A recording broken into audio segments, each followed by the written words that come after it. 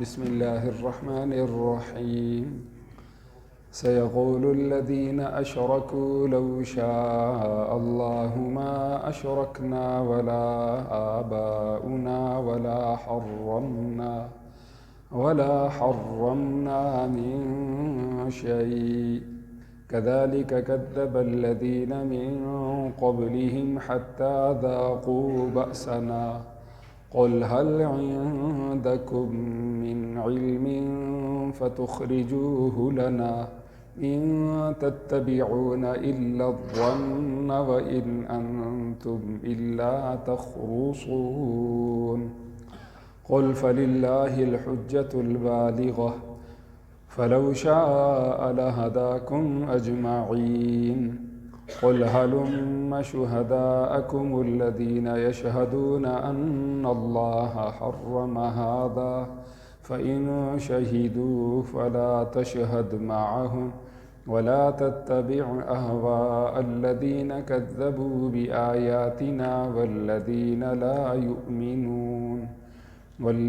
لا يؤمنون بالآخرة وهم بربهم يعدلون صدق اللہ العظیم سیقول الذین اشرکوا یقیناً کہیں گے وہ لوگ جنہوں نے شرک کیا لو شاء اللہ اگر اللہ چاہتا ما اشرکنا تو ہم شرک نہ کرتے ولا آباؤنا اور نہ ہی ہمارے باپ دادا ولا حرمنا اور نہ ہی ہم حرام قرار دیتے من شیء کسی بھی چیز کو کذالک اسی طرح کذب الذین جھٹلایا ان لوگوں نے من قبلہم جو پہلے گزرے ہیں ان سے حتیٰ یہاں تک کہ ذاقوا بأسنا انہوں نے چکھ لیا ہمارا عذاب قل آپ فرما دیجئے هل عندکم کیا تمہارے پاس ہے من علم کوئی علم فتخرجوہ لنا پس تم اس کو نکالو ہمارے سامنے ان تتبعون تم پیروی نہیں کرتے الا الظن مگر صرف گمان کی وان انتم اور تم نہیں ہو الا تخرصون مگر صرف اندازے لگاتے ہو قل فرما دیجئے فللہ الحجۃ البالغہ پس اللہ کے لیے ہے مکمل دلیل فلو شاء لہداکم اجمعین اگر وہ چاہے تو وہ تم سب کو ہدایت دے دے قل فرما دیجئے ہلم شہداءکم لاؤ تم اپنے گواہوں کو الذین یشہدون جو گواہی دیں ان اللہ حرم ھذا اللہ نے ان چیزوں کو حرام قرار دیا ہے فإن شہدوا پس اگر وہ گواہی دے دیں فلا تشہد معہم پس آپ ان کے ساتھ گواہی نہ دیجیے ولا تتبع اور آپ پیروی نہ کیجیے اہواء الذین ان لوگوں کی خواہشات کی کذبوا بآیاتنا جنہوں نے ہماری آیتوں کو جھٹلا دیا والذین اور وہ لوگ لا یؤمنون جو یقین نہیں رکھتے بالآخرت آخرت پر وہم بربہم یعدلون اور وہ اپنے رب کے ساتھ برابری کرتے ہیں یہ آج کے درس کی 3 آیات کریمہ ہیں اس سے پہلے والی آیات کریمہ میں حرام کردہ اشیاء میں سے 4 چیزوں کا بیان تھا اور پھر یہودیوں پر کچھ چیزیں حرام کی گئیں پچھلے درس میں اس کا بیان تھا اور اسی کے ساتھ اس بات کا بیان تھا کہ یہ بات ہے میرے بندو تمہیں یاد رکھنی چاہیے کہ تمہارا پروردگار بڑی وسیع رحمت والا ہے مہربانی والا ہے اور جو اس کی رحمت سے فائدہ نہ اٹھائے اور گناہوں میں لگا رہے پھر جب اللہ کا عذاب آ جاتا ہے وہ ٹلا نہیں کرتا وہ جایا نہیں کرتا بلکہ جو مجرم ہیں وہ ان کو مکمل طور پر گھیر لیتا ہے آج کے درس کی آیات کریمہ میں اللہ تعالیٰ جل شانہ نے مشرکین کے ایک لچر عذر کو بیان فرمایا کمزور عذر کو بہانے کو بیان کیا اور یہ ہر ایک مجرم اس کا یہ بہانہ رہتا ہے اور وہ بہانہ یہ ہے جی کہ بس اللہ کی چاہت سے ہوا اللہ کا اختیار ہے پورا اگر اللہ چاہتا تو میں یہ نہ کرتا اللہ چاہتا تو میں شرک نہ کرتا اللہ چاہتا تو میں فلاں کی پوجا نہ کرتا اللہ چاہتا تو ان چیزوں کو میں حرام قرار نہ دیتا یہ انسان کا مزاج ہے خصوصاً مجرم انسان کا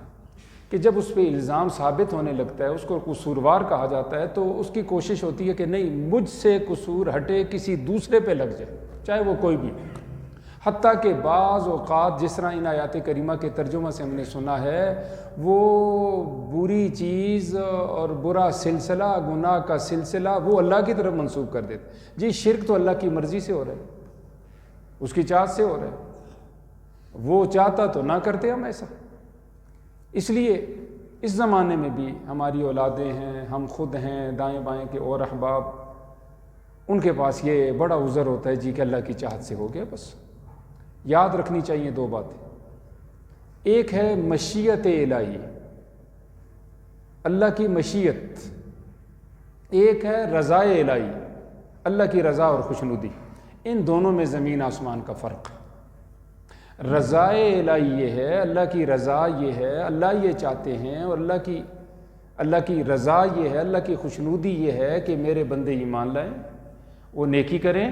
گناہوں سے بچیں، ان کی دنیا بھی اچھی ہو جائے، آخرت بھی اچھی ہو جائے، یہ اللہ کی رضا ہے۔ خوب سمجھ رہے ہیں۔ چنانچہ علماء فرماتے ہیں قرآن و سنت کی روشنی سے کہ تین چیزوں کو اللہ نے تین چیزوں میں چھپا دیا ہے۔ ظاہراً تین چیزیں نظر آتی ہیں، اس کے اندر چھپی ہوئی تین چیزیں نظر نہیں آتی۔ پہلی چیز، اللہ نے اپنی رضا کو اپنی اطاعت و فرمانبرداری کے اندر چھپا دی ہے۔ جو آدمی بھی ایمان لائے گا، نیکی کرے گا، یقیناً اللہ اس سے راضی ہے۔ اس کے پاس پہننے کے کپڑے نہیں، پاؤں میں جوتے نہیں، رہائش کے لیے گھر نہیں، اس کی صحت کوئی نہیں، 100 بیماریوں کا شکار ہے۔ دنیا والے اس میں طرح طرح کے الزامات دھر رہے ہیں اور اس کو خوار کرنے کی مکمل سازش کوشش کر رہے ہیں، حتیٰ کہ وہ ذلیل ظاہراً ہو بھی چکا ہے۔ دنیا کی ایک معمولی سی آسودگی اس کے پاس نہیں، ظاہراً ایک نعمت نہیں، لیکن ہے وہ اللہ کا مطیع اور فرما بردار، ایمان والا ہے، نیکی کرنے والا ہے، فرض واجب کا اہتمام کرنے والا ہے۔ اس رضا کے اندر اللہ نے، اس اطاعت کے اندر اللہ نے اپنی رضا کو چھپایا ہوا ہے۔ اس وقت ہم جس طرح دنیا سے متاثر ہیں، مادے سے، چیزوں سے متاثر ہیں، ہم پھر لوگوں کا بھی ریٹ اسی اعتبار سے لگاتے ہیں۔ ہم کو پتہ بہت بڑا آدمی ہے، کیوں؟ اس کا عہدہ بہت بڑا ہے، بہت بڑا انسان ہے، کیوں؟ اس کے پاس افراد زیادہ ہیں، بہت طاقت والا انسان ہے، کیونکہ اس کے پاس فوج بڑی ہے، اس کے پاس فلاں چیز زیادہ، فلاں چیز، اس کی گاڑی بڑی، اس کا گھر بڑا، اس کی فیکٹری بڑی، اس کی مارکیٹیں بڑی، اس کا پیسہ بینک بیلنس بڑا، اس کی شہرت بڑی، اس کا نام بڑا۔ یہ چیز یاد رہے، یہ دنیا کی تقسیم ہے۔ اللہ کے ہاں ان اکرمکم عند اللہ اتقاکم، اللہ کے ہاں سب سے بڑا، سب سے عزیز، عزت والا، شان والا جو ہے، جو وہ نیکی کرتا ہے، اپنے آپ کو گناہ سے بچائے۔ تو پہلی چیز اللہ نے اپنی رضا کو چھپا دی ہے۔ کس کے اندر چھپا دی ہے جی؟ اپنی اطاعت کے۔ اطاعت والا کوئی بھی ہے، ساری دنیا کا بادشاہ ہے وہ اللہ کو راضی کرنے والا اور اطاعت کی زندگی گزار رہا ہے، اللہ اس سے راضی ہے، لیکن اللہ کی رضا اس اطاعت کے اندر چھپی ہوئی ہے، نظر نہیں آ رہی۔ کوئی لائٹ اوپر سے نہیں آئے گی خصوصی اس پہ ہو، کوئی آواز اوپر سے نہیں آئے گی خصوصی، کوئی اوپر سے پرچے نہیں آئیں گے، کوئی فرشتے نہیں آئیں گے، کوئی صاحبان نہیں آئیں گے، بادل نہیں آئیں گے، ہمیں کچھ نظر نہیں آئے گا، ہمیں ظاہراً اطاعت ہی نظر آئے گی، باقی کچھ نظر نہیں آئے گا۔ دوسری بات، اللہ نے اپنی ناراضگی کو چھپا دیا ہے گناہ کے اندر۔ کوئی آدمی بھی جب گناہ کرتا ہے، وہ گناہ کرنے والا کوئی بھی ہو، اس گناہ کے اندر اللہ اس سے ناراض ہیں، کیونکہ اللہ تعالیٰ جل شانہ نافرمانی کو، گناہ کو پسند نہیں کرتے۔ ان تشکروا یرضوا لکم، جی اگر تم شکر کرو اور فرما برداری کی زندگی گزارو، وہ تم سے راضی ہوگا۔ ولا یرضی لعبادہ الکفر، اور وہ اپنے بندوں سے ناشکری سے، گناہ سے راضی خوش نہیں ہوتا۔ اور تیسری چیز، اللہ نے اپنے پیاروں کو، اپنے محبوب بندوں کو مخلوق میں چھپا دی ہے۔ اب ظاہراً سب ایک جیسے نظر آ رہے ہیں، ان میں کوئی خصوصی لوگ خاص تعلق والے ہوں گے، خصوصی اللہ کے مقرب ہوں گے، وہ اللہ تعالیٰ جل سے چھپا دیے ہیں۔ ظاہراً مجھے آپ کو خاص طور پر کوئی بڑی علامتوں کے ذریعے سے ان کی پہچان نہیں ہوگی۔ تو تین چیزوں کے اندر اللہ نے تین چیزوں کو چھپا دی۔ رضا الہی وہ یہ ہے، بندہ نیک ہو، اطاعت و فرما برداری کی زندگی گزارے تو اللہ تعالیٰ جل شان اس کو دنیا آخرت میں کامیاب فرما دیں۔ یہ اللہ کی رضا ہے، اللہ کی چاہت ہے۔ ایک ہے مشیت الہی، مشیت، اور وہ مشیت یہ ہے کہ اللہ تعالیٰ جل شانہ نے انسانوں کو اختیار دی ہے، سب انسانوں کو، جتنے انسان ہیں، وہ اچھا بھی کر سکتے وہ برا بھی کر سکتے، ان کا مکمل اختیار ہے۔ اللہ نے ان کو پوری قوت دی۔ پھر اس کی کئی دلیلیں اس سے پہلے گزر چکی ہیں، انا ہدیناہ السبیل اما شاکرا و اما کفورا، ہم نے راستہ بتا دیا ہے، کچھ شکر گزار ہوں گے، کوئی نافرمان ہوں گے۔ وقول الحق من ربکم، حق تمہارے پروردگار کی طرف سے آ چکا ہے، فمن شاء فلیؤمن ومن شاء فلیکفر، جو چاہے ایمان لائے، جو چاہے کفر کرے۔ حضرت سیدنا علی المرتضیٰ رضی اللہ تعالیٰ عنہ، بخاری شریف کی روایت، حضور تشریف لائے، حضرت فاطمہ بھی ہیں، حضرت سیدنا علی بھی ہیں، ان دونوں سے گفتگو ہو رہی ہے۔ دوران گفتگو حضور نے حضرت سیدنا علی سے پوچھا، کیا آپ تہجد کی نماز پڑھتے ہو صبح؟ انہوں نے عرض کیا، اے اللہ کے رسول صلی اللہ علیہ وسلم، ہماری روحیں، غور فرمائیں اس جواب پہ، ہماری روحیں، ہماری جانیں اللہ کے قبضے میں، اگر وہ ہماری جانوں کو لوٹا دے، روحوں کو لوٹا دے تو ہم نماز پڑھ لیں گے، نہیں تو نہیں۔ حضور اس جواب سے ناراض ہو گئے اور اٹھ کے چلے گئے، اور جاتے وقت اپنے دونوں ہاتھوں کو رانوں پہ مارتے جا رہے تھے اور یوں فرماتے جا رہے تھے، وَكَانَ الْإِنسَانُ أَكْثَرَ شَيْءٍ جَدَلًا، انسان وہ بہت سخت جھگڑالو ہے۔ ان کو یہ نہیں کہا آپ غلط کہہ رہے ہیں، یہ نہیں کہا، کیا فرمایا، انسان بہت سخت جھگڑالو، یعنی حضرت سیدنا علی المرتضیٰ کو غلط بھی نہیں کہا، اور سمجھانا یہ چاہ رہے ہیں کہ اختیار تو عمل کا تمہارے اپنے پاس ہے، اگر آپ اسبابی لحاظ سے کوشش کرتے، چاہت رکھتے اور عمل کی قوت طاقت موجود ہونے کے باوجود اسبابی لحاظ سے آپ محنت کرتے تو اللہ تعالیٰ جل شانہ آپ کو توفیق دے دیتے۔ میری بات سمجھ رہے کہ نہیں سمجھ رہے؟ عرض کرنے کا مقصد یہ ہے کہ چند چیزوں کے بارے میں اللہ خود فرماتے ہیں انسان کے بارے میں، وَكَانَ الْإِنسَانُ أَكْثَرَ شَيْءٍ جَدَلًا، انسان سخت جھگڑالو ہے، وَكَانَ الْإِنسَانُ قَتُورًا، انسان انتہائی کنجوس ہے، وَكَانَ الْإِنسَانُ كَفُورًا، انسان انتہائی ناشکر گزار ہے، وَكَانَ الْإِنسَانُ ظَلُومًا جَهُولًا، اور یہ بڑا ہی ظالم ہے، بڑا ہی جاہل ہے۔ یہ سب باتیں اللہ تعالیٰ جل شانہ نے انسان کے بارے میں فرمائی۔ پھر یہ کہنا جی بس جو میں نے گناہ کیا ہے ٹھیک ہے، یہ اللہ کی چاہت سے ہوا ہے، لہٰذا ہمیں کچھ نہیں کہنا چاہیے، ہماری پکڑ نہیں ہونی چاہیے، ایک منٹ کے لیے چلو اس قانون کو نافذ کر دیتے، نافذ ہو گیا۔ ہمارے آپ کے گھر سے چوری ہو گئی، چوری کس نے کی؟ چور نے۔ ہمارے آپ کے گھر میں ڈاکہ ڈل گیا، ڈاکہ کس نے ڈالا؟ ڈاکوؤں نے۔ ہمارے آپ کے افراد میں سے کوئی شخص قتل ہو گیا، قتل کس نے کیا؟ قاتل نے۔ یہ جو قانون ہم نے پہلے بنایا تھا کہ غلطی ہو جائے تو وہ اللہ کی رضا سے ہوتی ہے، لہٰذا اس میں غلطی کرنے والے کو قصوروار نہیں کہنا چاہیے، تو ان تینوں شکلوں میں اور آپ نہ تو چور کو برا کہیں، نہ ڈاکو کو برا کہیں، نہ قاتل کو برا کہیں، بلکہ یہ کہیں کہ یہ اللہ کی مرضی سے ہوا ہے، لہٰذا اس میں یہ تیروں بری ہے، یہ مزے کریں۔ مجھے بولیں جی ایسا ہوتا ہے جی؟ سب سے پہلے ہم پوری طاقت کے ساتھ کوشش کے ساتھ چور کو پکڑواتے ہیں، ڈاکو کو پکڑواتے ہیں، قاتل کو پکڑواتے ہیں، اور پھر ہم یہ سمجھتے ہیں اس نے اپنے اختیار سے کی ہے، اس کی غلطی ہے، ساری اس کی غلطی ہے، اس نے چوری کی ہے، اس نے ڈاکہ ڈالا ہے، اس نے مال لوٹا ہے، اس نے قتل کیا ہے، اس کو سزا ہونی چاہیے۔ اگر ان کو ہونی چاہیے، وہ تو ہمارے مفاد پہ زیادہ آئی نا جی، ہمارا مال گیا، ہماری عزت گئی، ہماری چیزیں گئی، ہمارا بندہ گیا، تو پھر تو ہم نے کہا نہ اس کو پکڑنا چاہیے۔ لیکن جہاں ہم خود نماز چھوڑیں تو ہم کہتے ہیں جی اللہ کی مرضی ایسی تھی، روزہ ہم خود چھوڑیں تو ہم کیا کہیں جی اللہ کی مرضی ایسی تھی، ہم حج نہ کریں تو ساری زندگی گزر جائیں تو اللہ کی مرضی نہیں تھی، ہم ساری زندگی گناہ کریں تو ہم یہ کہیں اللہ کی مرضی ایسی تھی، تو یقیناً یہ لچر عذر ہے، یہ کام نہیں آئے۔ پھر اگر ہم میں سے کسی کو سانپ کاٹ دے، بچھو کاٹ دے، ہم بیمار ہو جائیں تو یہ تصور خیال کرنا چاہیے نا جی بس اللہ کی طرف سے بیٹھ جاؤ آرام سے۔ نہیں سمجھے میری بات؟ اس کو دودھ پلانا چاہیے سانپ کو جی، اس کی خاطر مدارت کرنی چاہیے، اس کو کسی بکس کے اندر سجا کے رکھنا چاہیے، یہ تو بڑا خیر خواہ ہے، اس کا کوئی قصور بیچارے کا نہیں ہے، یہ تو اللہ کی طرف سے بس ہو گیا جی، سو ہو گیا بس، کوئی مسئلہ تو نہیں نا جی، کچھ نہیں ہوتا اللہ کے حوالے۔ نہیں، وہاں ہم یہ نہیں کرتے، ہم ڈنڈا اٹھائیں گے، جو ہمارا بس ہے اس کو ہم چکنا چور کریں گے اپنی اس تکلیف کی وجہ سے جو اس نے ہمیں پہنچائی ہے، حالانکہ اس کا مزاج ہی ایسا ہے، اس کا خصلت ہی ایسی، اور ہم حق سمجھتے ہیں کہ ہم اس کے ساتھ ایسا کریں۔ تو میں عرض یہ کر رہا ہوں کہ جہاں ہم ان کو قصوروار ان تمام شکلوں کے اندر سمجھ رہے ہیں، وہاں جہاں ہم اللہ کی نافرمانی کریں گے تو ہم یہ نہیں کہہ سکتے کہ جی اللہ کی رضا سے ہوا ہے لہٰذا میرا کوئی قصور نہیں، اللہ کی مرضی ہے، ایک پتہ بھی اللہ کے حکم کے بغیر نہیں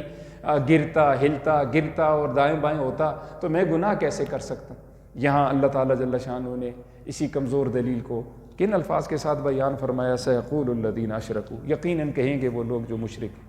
لو شاء اللہ، اگر اللہ چاہتا، ما اشرکنا، ہم شرک نہ کرتے۔ جی اللہ کی چاہت سے ہو رہا ہے سب کچھ۔ ولا آباؤنا، اور نہ ہی ہمارے باپ دادا شرک کرتے، ولا حرمنا، اور نہ ہی ہم حرام قرار دیتے، من شیء، کسی بھی چیز کو۔ اللہ نے اس کا جواب کیا دیا؟ اللہ فرماتے ہیں یہ والا کمزور عذر یہ بالکل معتبر نہیں۔ کذالک کذب الذین من قبلہم، اسی طرح جھٹلایا ان لوگوں نے جو پہلے گزرے ہیں، حتی ذاقوا بأسنا، یہاں تک کہ انہوں نے چکھ لیا ہمارا عذاب۔ یہ عذر رکھتے رکھتے، مفتی ہو تم، زبان تمہاری آج آزاد ہے، سوچ بھی آزاد ہے، دل بھی آزاد ہے، بٹھا لو دل میں جو بٹھاتے ہو، عمل کرو جو کچھ کرتے ہو، لیکن پکڑ میری آ جائے گی جس طرح پہلے لوگوں پر پکڑ آئی ہے۔ یہ میں نے پہلے بھی عرض کیا تھا کہ اگر ایک زانی زنا کرنا چاہے تو اس کی شرمگاہ شل ہو جائے، کر ہی نہ سکے، فائر کر رہا ہے لیکن ادھر ہی زمین کے اندر چلا گیا، اندر نہیں کر سکا، جی ہاتھ اٹھایا تو ہاتھ ہی شل ہو گئے، جی گناہ کا کام کرنے لگے تو اس کی قوت ہی سلب ہو جائے، تو اس گناہ کیا نہیں تو سزا کیوں پائے؟ جی بھائی انسان کو اختیار دیا گیا ہے، اختیار سے کرے گا گناہ تو پھر سزا پائے گا، اختیار سے نیکی کرے گا تو پھر اچھی جزا پائے گا، یہ سمجھنا چاہیے۔ یہ نہیں ہے کہ اللہ قوت طاقت ہی کو سلب کر لے۔ اب میں نظر اٹھاؤں عورت کی طرف اور میری نظریں گئیں، آپ نے سب نے نیچے کی ہوئی تھی، آپ تو بچ گئے، میں نے جو ہی دیکھا میری نظر ہی گئی دیکھتے ہی، تو یقیناً یہ ان کا یہ کہنا تھا اگر اللہ چاہتا تو ایسا نہ ہوتا، یعنی اللہ ہمارا کام چلنے ہی نہ دیتا۔ ایسا نہیں ہوگا، دنیا صرف دارالعمل ہے، آج عمل کیے جاؤ۔ امتحان والا سر کے اوپر کھڑا ہو کے دیکھتا رہتا ہے، ایک بچہ عمدہ پیپر حل کر رہا ہے، وہ کھڑے کھڑے کہتا ہے یہ بہت اعلیٰ نمبر لے گا، لیکن وہاں اس کو نمبر نہیں دیتا، وہ